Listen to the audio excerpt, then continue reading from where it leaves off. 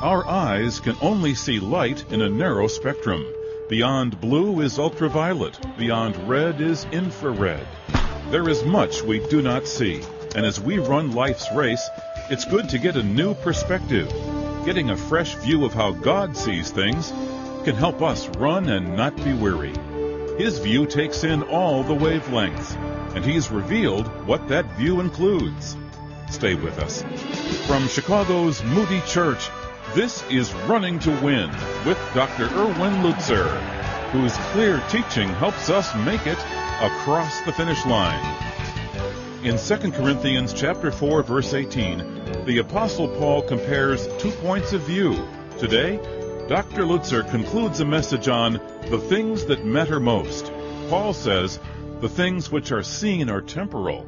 The things which are not seen are eternal. Now notice the contrast here between time and eternity, between the seen and the unseen. You look at the things which are seen and life becomes very, very disappointing. Even in the life of the Apostle Paul, many people thought that he was a disappointment.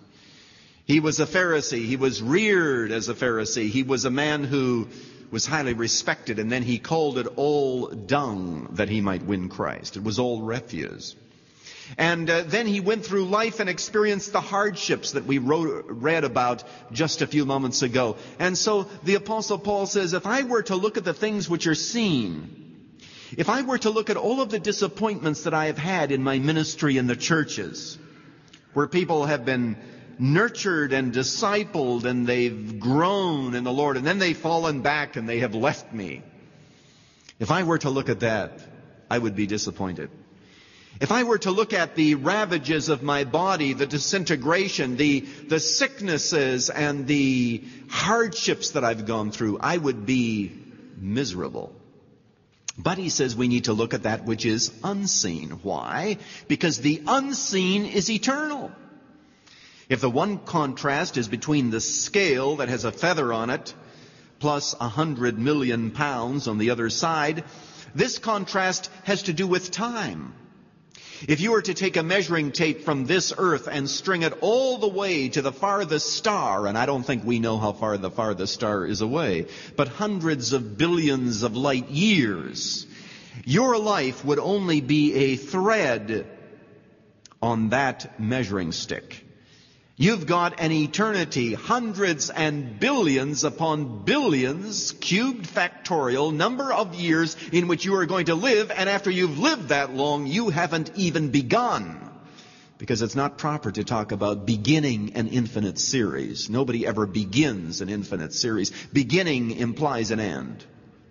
So the Apostle Paul says, what we need to do in life is to constantly look at the unseen things that are going to last forever. I entitled this message, Things That Matter Most. So what is it that matter most? Well, obviously, you've already learned that it is the inner, it's not the outer. It is the glory, it is not the affliction. And now it is the eternal things that last forever. It is not the temporal things that are here today and gone tomorrow. How do we look at those eternal things? Colossians chapter 3 says, set your mind on things above where Christ is, seated at the right hand of God the Father.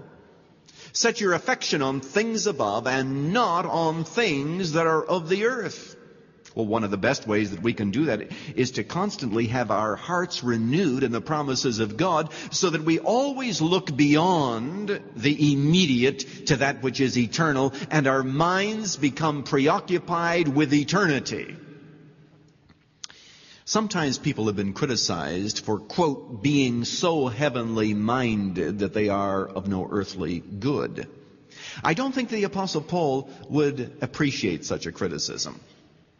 Because he would want to say that the more heavenly minded we are, in the right sense of the word, the more earthly good we are able to do, and we're able to cope in life simply because, and here's the bottom line, this life becomes more bearable when we begin to focus on the reality of the life to come. The visible becomes bearable when we focus on the invisible. The temporal, we are able to handle it when we begin to look at the eternal. And how do we do that? Well, the best way for us to do that is, first of all, to make sure that we are Christians.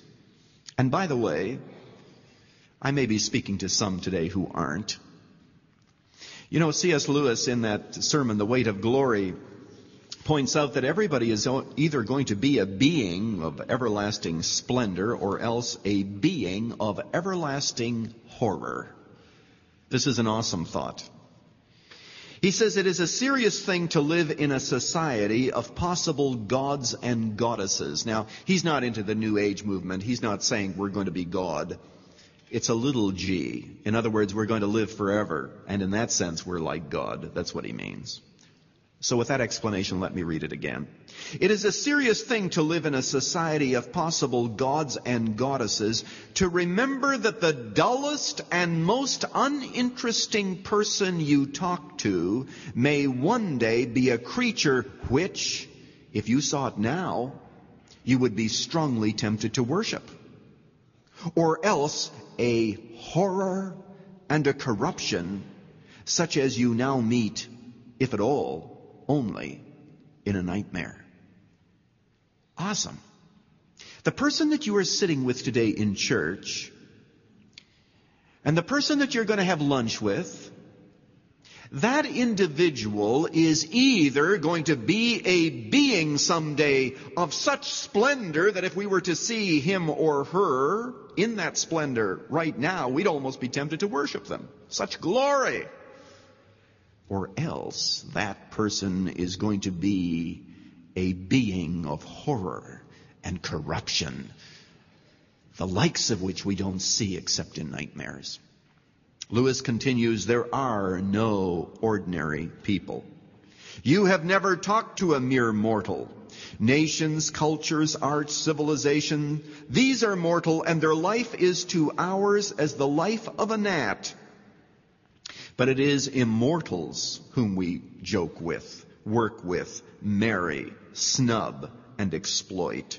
Immortal horrors or everlasting splendors. What an awesome thought. But if you're a Christian, how do you begin to look beyond the things of this world to that which is